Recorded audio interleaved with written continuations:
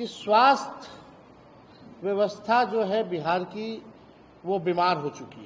अमंगल पांडे जी चुनौती देते हैं हमको, लेकिन उनके पास कोई जवाब नहीं। हमने तो चुनौती स्वीकार किया। मुजफ्फरपुर में पहले इलाज हुआ, फिर पटना रेफर किया गया। पटना रेफर किया गया तो 4-5 घंटे लगे और इसी चलते उस बच्ची की जान चली गई। नमस्कार, दर्श न्यूज देख रहे हैं आप और मैं हूं आपके साथ दक्षा प्रिया। मुजफ्फरपुर के कांड को लेकर के पीएमसीएच को लेकर काफी चर्चा हुई है और ऐसे में अब नेता प्रतिपक्ष तेजस्वी यादव ने प्रेस कॉन्फ्रेंस कर सरकार पर कई बड़े आरोप लगाए हैं। उन्होंने साफ शब्दों में कहा है कि जब वो स्वास्थ्य मंत्री थे और उप मुख्यमंत्री थे उस समय में जितने भी जो अधिकारी हैं उनको हॉस्पिटल से, अस्पताल से उन्होंने हटाया था जब उनके काम में लापरवाही पाई थी, वही तमाम अधिकारियों को एक बार फिर से जगह मिल जाती है अस्पतालों में जब सरकार एनडीए की बनती है। और भी बहुत कुछ कहते नजर आए हैं। खूब सारे आरोप जो हैं तेजस्वी यादव सरकार पर लगाते नजर आए हैं। क्या कुछ कह रहे हैं, आइए आपको सुनाते हैं। आज आप सब लोगों को प्रेस वार्ता के लिए बुलाया गया है। अति महत्वपूर्ण बिंदु को लेकर के और गंभीर विषय को लेकर के बिहार में बदहाल स्वास्थ्य व्यवस्था और बेलगाम विधि व्यवस्था को लेकर के ये प्रेस कॉन्फ्रेंस आप लोगों को बुलाया गया है। और आप सब लोग जान रहे हैं कि बिहार के स्वास्थ्य मंत्री मंगल पांडे जी ने ऐसा ग्रहण लगाया है बिहार के स्वास्थ्य व्यवस्था पर कि लोगों का सर दर्द का भी इलाज नहीं हो पा रहा है। और ये मंगल पांडे नहीं बल्कि अमंगल पांडे है। आज इसको लेकर के आप सब लोग जानते हैं कि मुजफ्फरपुर कांटी में जो घटना हुई, मुजफ्फरपुर के कुर्दी में जो घटना हुई, उसके बाद जिस प्रकार से उनके परिजनों का मृतक जो बच्ची थी, उनके परिवार का जो शिकायत कि चरमराया स्वास्थ्य व्यवस्था को लेकर के उन्होंने पोल खोला और ये पूरे बिहार में ये स्थिति बनी हुई है। हम लोग पक्ष है, विपक्ष है, सरकार है, लेकिन बिहार के भविष्य के साथ खिलवाड़ नहीं होनी चाहिए। एक सकारात्मक राजनीति होनी चाहिए और सकारात्मक राजनीति में हम लोग अपेक्षा करते हैं कि सभी लोग जो हैं बिहार के लोगों के लिए काम करें। विपक्ष जो है जनता की आवाज है, सरकार को आईना दिखाने का काम करता है, लेकिन सरकार की जिम्मेवारी बनती है कि व्यवस्था को और बेहतर करे और आसान करे और बेहतर व्यवस्था लोगों को दे। लेकिन 20 साल से ये एनडीए की सरकार केवल हमको गाली देना, लालू जी को गाली देना, आप दीजिए गाली, जोर जोर से दीजिए, हमें उसकी चिंता नहीं है। लेकिन जब आपका नकारा सिस्टम, भ्रष्ट सिस्टम जो आपने 20 साल तक नहीं सुधारा, तो हम तो आवाज उठाएंगे। और आप सब लोगों के बीच हम आए हैं इसी को लेकर के कि स्वास्थ्य व्यवस्था जो है बिहार की वो बीमार हो चुकी है। विभाग लाचार हो चुका है। हम 17 महीने सरकार में थे और 17 महीने जिस व्यवस्था को हमने सुधारा है, कुछ चीजें आप लोगों के समक्ष रखना चाहिए। अमंगल पांडे जी चुनौती देते हैं हमको, लेकिन उनके पास कोई जवाब नहीं। हमने तो चुनौती स्वीकार किया। आइए, कहाँ आना है, समय बता दो, जगह बता दो, पूरे ढंग से हम लोग डिबेट करेंगे, एक सकारात्मक डिबेट करेंगे। लेकिन उसके बाद से ना उन्होंने तारीख बताया ना समय बताया।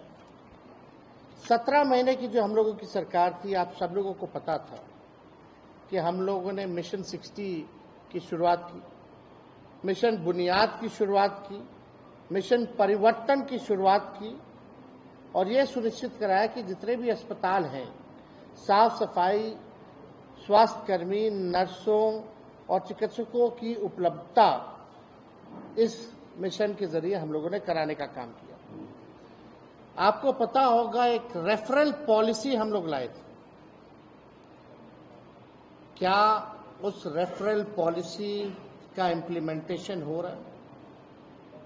हम लोग चाहते थे कि जिला में ऐसी व्यवस्था हो ताकि उनको बहुत अति गंभीर मसला हो तभी जो है उसको रेफर किया जाए और उसके लिए एक पॉलिसी बनाई गई थी। तो जो घटना कुर्दी का हुआ, मुजफ्फरपुर में पहले इलाज हुआ, फिर पटना रेफर किया गया, पटना रेफर किया गया तो 4-5 घंटे लगे और इसी चलते उस बच्ची की जान चली गई। क्या रेफरल पॉलिसी जो हम लोगों ने बनाया था, क्या उसका पालन किया जा रहा है? जिलाओं के अस्पतालों में विशेषज्ञ डॉक्टरों की नियुक्ति हम लोगों ने कराने का काम किया, स्वास्थ्य उपकरण की उपलब्धता हम लोगों ने कराई, दवाएं जो 278 फ्री में मिला करती थी, हमारे आने के बाद 611 मुफ्त में दवाएं जो है मिलने लगी। और यही नहीं, जो लापरवाह डॉक्टर थे, देश के इतिहास में किसी राज्य में एक साथ 700 डॉक्टर का बर्खास्त किसी और सरकार ने नहीं किया, बल्कि वैसे डॉक्टर जो 10 साल से 5 साल से जो अस्पताल नहीं आते थे, काम पे नहीं आते थे, उसको ले जाकर के कैबिनेट से हमने 700 डॉक्टरों को हमने जो है बर्खास्त करने का काम किया। आज क्या व्यवस्था है, आपको ऑन रिकॉर्ड बताएंगे कि क्या इन लोगों का सिंडिकेट है, इन लोगों का माफिया कैसे स्वास्थ्य विभाग में चलता है, किस प्रकार से रिटायर्ड डॉक्टरों को रखा जाता है और उनसे काम लिया जाता है। हमारे पास कई उदाहरण भी है। लेकिन उससे पहले हम लोगों ने पब्लिक हेल्थ कैडर लाया था, जिसमें 1,60,000 लोगों की बहाली होनी थी। हम कैबिनेट भी ले गए, मुख्यमंत्री जी द्वारा रोका भी गया। लेकिन अब क्या हो रहा है, क्यों नहीं पब्लिक हेल्थ कैडर को लागू किया जा रहा है, जहां डॉक्टरों की, नर्सों की, स्टाफों की, सबकी भर्ती होनी थी ताकि कोई चीज में कमी ना रहे, मरीजों को इलाज हो जाए, चाहे टेक्नीशियंस हों, उनकी उपलब्धता हो, नर्सेज, डॉक्टर्स, जो भी जरूरत की चीजें अस्पताल में होनी थी, उसके लिए हम लोगों ने पब्लिक हेल्थ कैडर लाने का काम किया। लेकिन ये नकारा सरकार को कोई मतलब नहीं है कि भर्ती जो है वो कराया जाए। कितना पद का सृजन हम लोगों ने कराया स्वास्थ्य विभाग में, सब लोगों को पता है। अब आप देखिएगा कि कल एक एक्शन लिया गया है और एक्शन में एक डॉक्टर जो है उनको डॉक्टर अभिजीत को जो है बर्खास्त किया गया है। अब हमारे पास ये चिट्ठी है, जब हम पीएमसीएच गए थे छापा मारने, जब स्वास्थ्य मंत्री बने थे, तो औचक निरीक्षण जब हमने किया था पीएमसीएच का, वो तारीख क्या है, 6 सितंबर 2022 और 6 सितंबर 2022 जब अस्पताल हम पहुंचे थे, जो कमियां पाई गई थी पीएमसीएच में, उस समय हमने डॉक्टर अभिजीत को हटाया, स्पष्टीकरण मांगा गया और प्रपत्र क गठित किया गया और उनके जगह पर डॉक्टर सरफराज का अपॉइंटमेंट हम लोगों ने कराया। और हमारी सरकार गई और डॉक्टर अभिजीत को मंगल अमंगल पांडे जी ने फिर लाया, जो लापरवाह डॉक्टर है, जिस पे हमने कार्रवाई की थी। हमारी सरकार हटने के बाद फिर से उसी डॉक्टर को लाया गया है। और आपको बता दें कि उस डॉक्टर को लाया गया क्योंकि ये व्यक्ति जो है प्योर आरएसएस का व्यक्ति है। और यही नहीं, कल केवल कार्रवाई की गई है लीपापोती के लिए।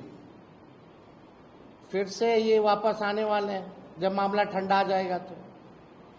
और ये पूरा प्रकरण किसको बचाने के लिए किया जा रहा है?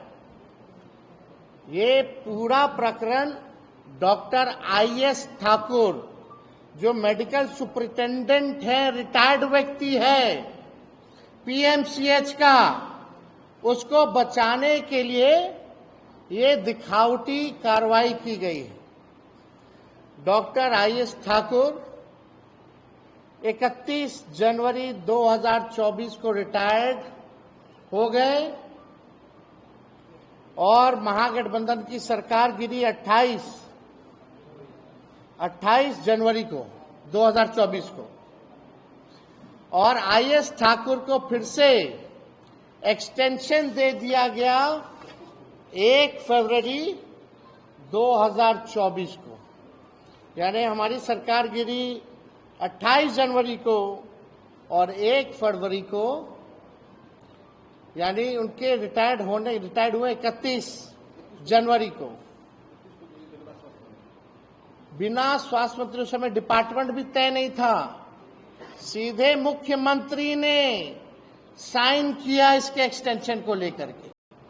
और ये इसलिए हो रहा है, आपको हम बता दें, क्योंकि जब तक 5,000 करोड़ का पीएमसीएच बिल्डिंग बनेगा, जब तक बनता रहेगा, किसी की मजाल नहीं है आईएस ठाकुर को बदल सके। ये आप नोट कर लीजिएगा। ये 5,000 करोड़ का जो पीएमसीएच बन रहा है, क्या रिटायर्ड व्यक्ति, इसमें क्या खूबी है भाई? इनके अलावा कोई पीएमसीएच ही नहीं चला सकता? और कोई काबिल लोग नहीं है क्या इनके अलावा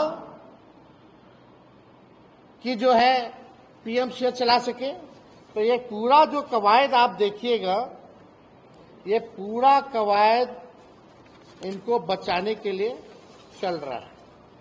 अब हमारे पास देखिए प्रमाण भी है। आप लोग बोलिएगा कि भाई कैसे कैसे। ये डॉक्टर अभिजीत को जब हमने हटाया था, कार्रवाई की थी, उसका विरुद्ध जो आरोप पत्र जो गठित किया गया था, ये उसका चिट्ठी है, नोटिस है। सारा एविडेंस के साथ हम लोग जो है बात कर रहे हैं। और एक अखबार में यह भी निकाला गया कि पीएमसीएच ने उप मुख्यमंत्री के निरीक्षण के 9 दिन बाद मांगा स्पष्टीकरण। आप देखिएगा, अब ये डॉक्टर सरफराज का अपॉइंटमेंट, जब डॉक्टर अभिजीत को हटा करके डॉक्टर सरफराज को जब हमने रखा था, तो इसका अपॉइंटमेंट भी है। और तीसरा,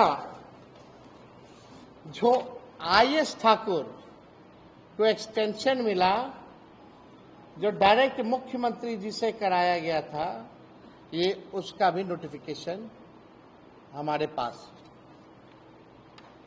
अब अभिजीत जी के खिलाफ जो आरोप पत्र है, ये सारा जो नोटिस है हम आप लोगों को उपलब्ध भी करा देंगे कि ये सिस्टम जो है कैसे जो है चल रहा है। ये बदहाल व्यवस्था, मतलब आप समझिए कि मंगल पांडे जी ने अमंगल कर दिया। ये बंगाल के बीजेपी के प्रभारी भी हैं। बिहार में कम ध्यान है, अब बंगाल में ज्यादा नेता विरोधी बन करके वहां ज्यादा गाली देने का काम करते हैं। वहां की सरकार को अपना काम नहीं देख रहे, अपनी जिम्मेदारियों को नहीं देख रहे। बिहार कम, बंगाल ज्यादा। ये पूरा ये कॉकस सिस्टम भ्रष्ट लोगों का, रिटायर्ड लोगों का बिहार में चलाया जा रहा है। जब हम कार्रवाई कर रहे थे, आपको भी पता है, एनएमसीएच में जब हम गए थे डेंगू के समय, वहां के एक डॉक्टर को पता नहीं था कि भाई डेंगू वार्ड, मेडिकल सुपरिटेंडेंट जो थे वहां के, उनको ये नहीं पता था डेंगू वार्ड कहाँ है। हमने जब कार्रवाई की तो पूरा एसोसिएशन हमारे खिलाफ था, लेकिन हम झुके नहीं, कार्रवाई किए। और हमारे हटते ही वही व्यक्ति एनएमसीएच में वापस आ गया। चाहे पीएमसीएच हो, एनएमसीएच हो, जिन जिन लोगों पे हम लोगों ने कार्रवाई की, वो पुराना सब लोगों को सरकार हटते ही 1-2 दिन भी नहीं, मंत्री का विभाग भी तय नहीं हुआ, मुख्यमंत्री से सब लोग जाके करा लिया। इतना भी विलंब नहीं था, ये सारा काम कराया। तो ये स्वास्थ्य विभाग पे ये जवाब देना चाहिए इन लोगों को कि जो बातें हम रख रहे हैं वो सत्य है कि नहीं है, इनको जवाब देना होगा। लोग बेबस हैं, किसी से भी पूछे, लोगों को पीएमसीएच हो, आईजीएमएस हो, बेड नहीं मिलता है। अब बेड क्यों नहीं मिलता है, लोगों का कहना है। लोग ये कहते हैं कि मंत्री जी तक जो है ये बात जाती है, और मंत्री जी के स्टाफ सब बेड बेचने का काम करते हैं, जरूरतमंदों को बेड नहीं मिल पाता। ये कैसा सिस्टम है? पूरी तरीके से इन लोगों ने बिहार को बर्बाद कर देने का काम किया है। अब आइए, चारों तरफ लूट, रंगदारी, बलात्कार, हत्या ही है बिहार में। पूर्णिया हो, सीतामढ़ी हो, भागलपुर हो, अकेले मुजफ्फरपुर में अनेक बलात्कार की घटनाएं, बल्कि हत्या की जाती है बलात्कार के बाद। बक्सर में 10 से अधिक हत्याएं, छपरा में विगत 4-5 दिनों में 14 से 15 हत्याएं, आरा में गोली मार में 3 लोगों की हत्याएं, कल भी आरा में 2 लोगों की हत्याएं हुई, छपरा में 2 की हत्या हुई, बक्सर में 3 की हत्या हुई। अब एनसीआरबी का आंकड़ा देखिए, एनसीआरबी का आंकड़ा के अनुसार 2005 के बाद यानी 20 साल में बिहार में नीतीश राज में 65,000 से अधिक हत्याएं हुई हैं।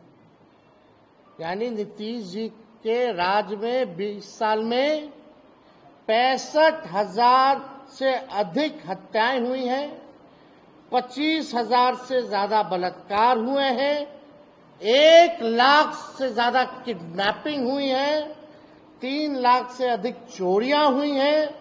2022 के बाद बिहार पुलिस अपराध के जो आंकड़े हैं वो छुपाने लगी।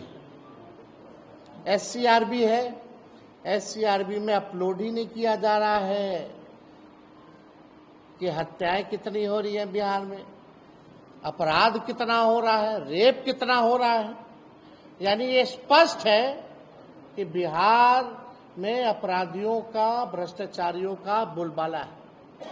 और पुलिस जो है यहाँ की, वो अपराध को छुपाने में लगी हुई है। इसी कारण एससीआरबी के आंकड़ों को नहीं दिखाया जाता है। आप बिहार पुलिस की वेबसाइट पर भी नहीं देखिएगा, हर जगह तो रहना चाहिए अवेलेबल, होता है, कई राज्यों में होता है। यहां क्यों छुपाने लग गया अचानक से लोग? क्योंकि अपराध हद तक बढ़ा है। मुख्यमंत्री से 1 किलोमीटर के अंदर गोलियां चलती, किडनैपिंग होता है, रेप होता है, दंगा होता है, कोई मतलब नहीं है। आप सब लोगों ने देखा होगा। यानी मेरा कहने का मतलब है बिहार में सरकार का मुंह काला, बिहार में सरकार का मुंह काला और सड़कें, गलियां, रोड जो है खून से लाल हो चुकी है। ये बिहार की स्थिति है। सरकार का मुंह काला और सड़कें और गलियां खून के लाल रंगों से रंगी हुई है। सरकार की शर्म मर चुकी है।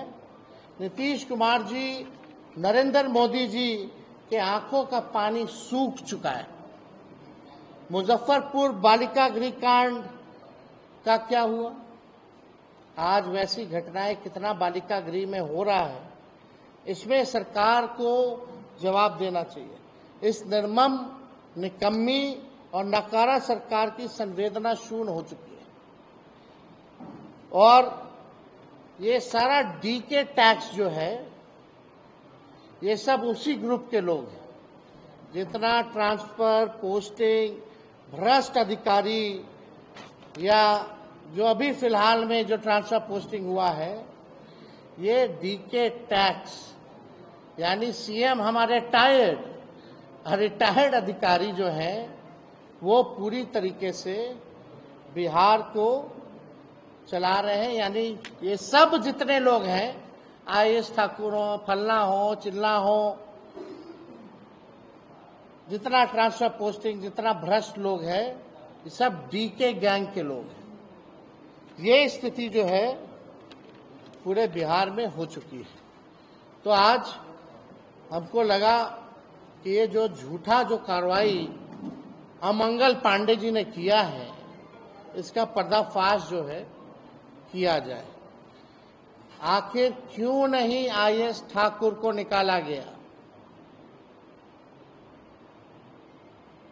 और जिस पे हमने कार्रवाई की थी वो वापस कैसे आ गया? फिर दिखावटी कार्रवाई के लिए आप उसको बाहर कर रहे हो। असल में ये पूरा खेल आईएएस ठाकुर को बचाने का है। और नोट कर लीजिए, जब तक पीएमसीएच का निर्माण चलता रहेगा 5,000 करोड़ का, तब तक आईएएस ठाकुर को ये लोग नहीं निकालने वाले हैं। अगर इसी से संबंधित आप लोगों का कोई सवाल होगा तो आप लोग पूछ सकते हैं।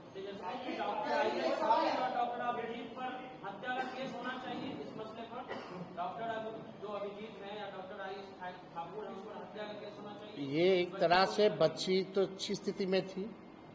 हम तो खुद परिजनों से मिले। परिजनों का कहना है बच्ची अच्छे से कम्युनिकेट भी कर रही थी मुजफ्फरपुर तक। मुजफ्फरपुर से पटना आने में, मुजफ्फरपुर से जो पटना आने में जो 4 घंटे 5 घंटे सिस्टम के वजह से उस बच्ची की मौत हुई, ये तो आप कह सकते हैं एक तरह का ये हत्या ही है। एक तरह का ये हत्या है। अगर हत्या नहीं है तो उस व्यक्ति पर कार्रवाई क्यों की जा रही है? दिखावटी ही कार्रवाई सही। एक सवाल आपसे है कि जो आपने आईएएस ठाकुर की बात की, तो ये दूसरी बार रिपोर्ट एक्सटेंशन दिया गया है, ये बताएं कि कुछ आईएएस अधिकारी हैं जो नीतीश जी के अगल बगल में है और जिनका सेम डीके गैंग के लोग हैं। सब लोग डीके गैंग के लोग हैं। अरे आप बताओ ना, सरकार हमारी गई और 1 तारीख को एक्सटेंशन कैसे मिल गया? 2 दिन के अंदर ही, बिना स्वास्थ्य मंत्री रहते हुए डिपार्टमेंट तय हुआ नहीं, मुख्यमंत्री के पास सीधे फाइल जाता है, मुख्यमंत्री आदेश निकालते हैं, उसके बाद ये कैबिनेट फाइल जाता है। यानी इतनी जल्दी क्या थी भाई? यानी कुछ ना कुछ तो है भाई। अब मुख्यमंत्री जी तो अचेत अवस्था में है, मुख्यमंत्री जी तो अचेत अवस्था में है। अब पूरा बिहार जानता है कि डीके जो है वही चला रहे हैं। अधिकारियों का ट्रांसफर हो, पोस्टिंग हो, जितने इंजीनियर, रिटायर्ड इंजीनियर को ही एक्सटेंशन मिलता है, उनके घर छापा पड़ता है तो करोड़ों रुपया मिलता है। ये जितना रिटायर्ड डॉक्टर है, जितना सुपरिटेंडेंट बना हुआ है, अगर छापा पड़े तो बड़ी कार्रवाई होगी। और डीके गैंग के जितने अधिकारी हैं सबका पैसा विदेश में है, सब बच्चों को विदेश पढ़ा रहे हैं, सारा निवेश बिहार को लूट करके विदेश भेजवा रहे हैं पैसा। कल को कार्रवाई होगी तो बाहर दूसरे देश की नागरिकता ले लेंगे या वहीं रह जाएंगे। यही हो गया सिस्टम बिहार का। अब हम ये बोलेंगे तो लोग हमको और लालू जी को फिर गड़ी आएगा। मुद्दे पे नहीं बात करने वाला, ये भाजपा वाला लोग, ये जदयू वाला लोग, एनडीए वाला लोग मुद्दे पे नहीं बात करेगा। हमको गाली देंगे, फल्ला गाली देंगे, ना मुद्दे पे बात करो। अगर हम गलत बोल रहे तो उसका खंडन करो, और चुनौती दे करके हम स्वीकार कर ले तो भाग कहे गए। बुलाइए डिबेट के लिए, जहां बुलाना है बुलाए। एक दिन पहले सूचित कर दे, खाली एक दिन पहले, 24 घंटा पहले।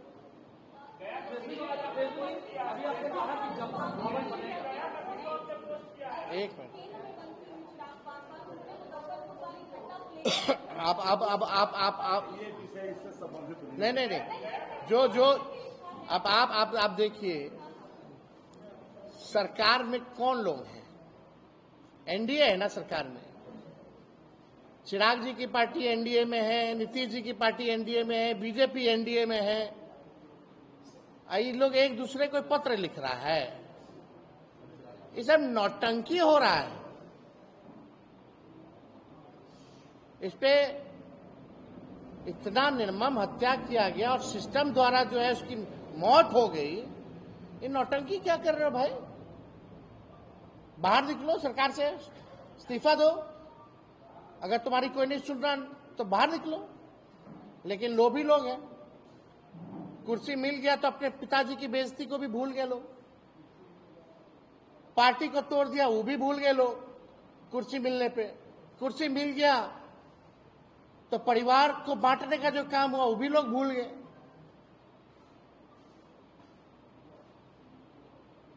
ये चिट्ठी क्या होता है? अरे चिट्ठी तो मेरा काम है लिखना, और हम लिखते भी हैं, लिखेंगे भी। आप जाते हैं, मिलते हैं, आप लोग सरकारें के मांगे, चाहे केंद्र में हो या राज्य में हो। लेकिन आप बताओ, मुख्यमंत्री जी क्या उस चिट्ठी का जवाब देंगे क्या? अरे मेरा चिट्ठी का जवाब आज तक नहीं दिए, तो उनका चिट्ठी का जवाब देखते क्या है? चिराग पासवान जी, अगर मुख्यमंत्री आपको 24 घंटा में चिट्ठी ना लिखे तो आप क्या कीजिएगा? नहीं लिखेंगे तो what you will do if you will not write letter back to you? ये खाली दिखावटी मिलावटी राजनीति बिहार की जनता जानती है। गिड़गिड़ के आंसू बहाने से कुछ नहीं होने वाला। रंग जैसे गिड़गिड़ बदलता है, मगरमच्छ के आंसू जैसे दिखावटी है, उससे कुछ होने वाला नहीं है।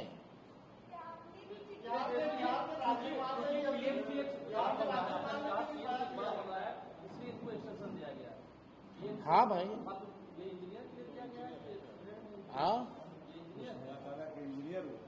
कौन है? आयुष ठाकुर सुपरिटेंडेंट है, सारा हिसाब किताब उन्हीं को ना देखना होता है भाई। उनके कैंपस का बिल्डिंग बन रहा है ना। Who is the head of PMCH? Tell me. अब आप तो होशियार हैं। हाँ, चॉकलेट के लिए अब पता नहीं, अब जो छापा मरवाइए, रिटायर्ड इंजीनियर क्या मरता है ना, मरवाइए, पता चल जाएगा। सब डीके गैंग का लोग मारता है।